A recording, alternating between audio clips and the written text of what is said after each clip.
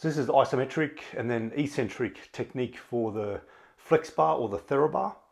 These are highly useful tools for golfer's elbow, tennis elbow conditions. If you're a martial artist or a musician, I highly recommend these two because it makes the forearm muscles and the wrist and the hands very strong in a lot of three-dimensional motions and prevents injuries coming in the future. So a lot of people have right-sided tennis elbow, so pain through the outside of the elbow here.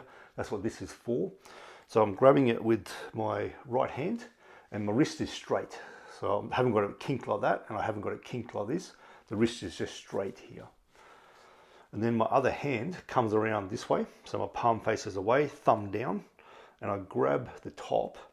I can wind my wrist up more or I can wind it up less. So I might wind it up less right now. I grab, then I just extend forward. What that's done is created a torsion in the Flexbar, and it feels like my right hand, it just wants to come around this way. So that's good, I've done the right thing. And all I do for the isometric part, I just hold this here. So I hold this for starting off with 20 seconds, so 4 lots of 20 seconds, but we want to build this up over probably 2 weeks, depending on the irritability of the condition in the elbow. We build it up to 45 seconds, 4 sets of 45 seconds, doing this 2 to 3 times a day.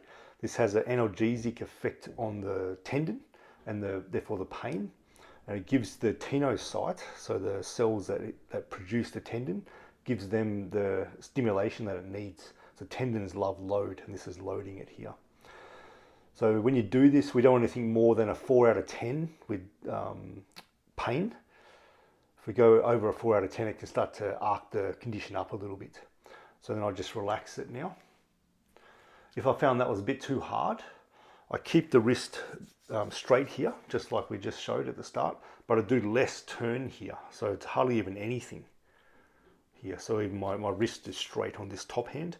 Then when I extend out, there's less of a twist, there's less of a torque in the bar, so there'll be less pressure going through my forearm here.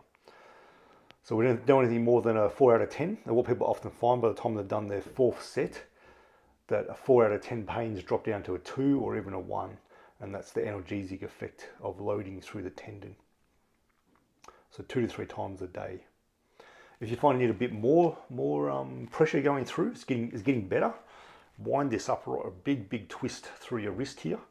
So when you open this out, there's even more of a twist going through the bar.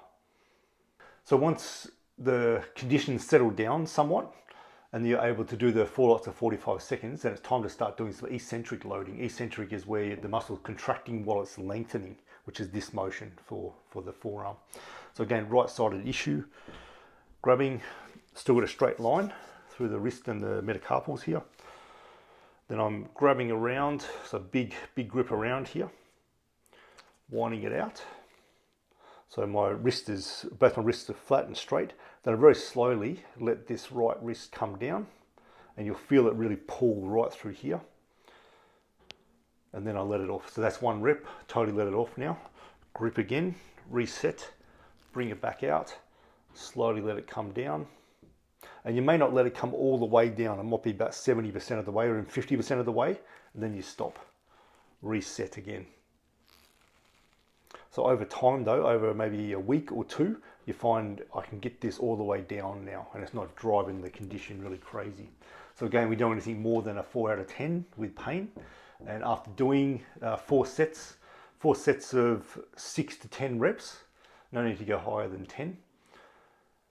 You'll find that the pains drop down again. So if it's a 4 when you start, it's a 2. By the time you've done the 4 sets, might even be a 1, might even be a no pain 2. And you're on the pathway to progressing, getting rid of this condition. And with any tendon injury, if you haven't heard, gelatin supplementation with vitamin C. It loads into the tendon and gets rid of problems quite fast in nearly every case I've seen. Seems to be very ineffective for shoulder problems though, unfortunately.